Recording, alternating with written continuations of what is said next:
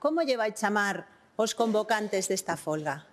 Alborotadores, caleborrocas, axitadores, todos manipulados polo BNG?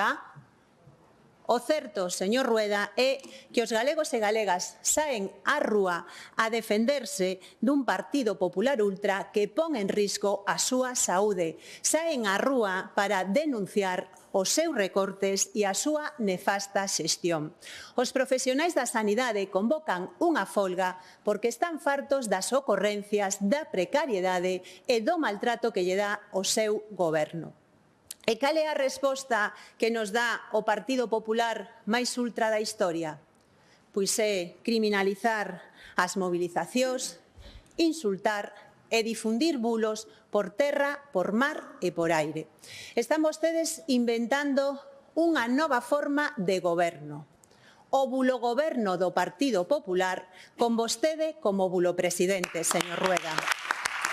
Vaya disgusto, se ao final non hai folga, escoitando a vostede. Vaya disgusto se chegamos a un acordo, porque vostedes traballan, efectivamente, e vou non dicir aquí unha vez máis, creo que xa poucas dúbidas caben, traballan para que eso non sexa así. Mire, o diseño é perfecto.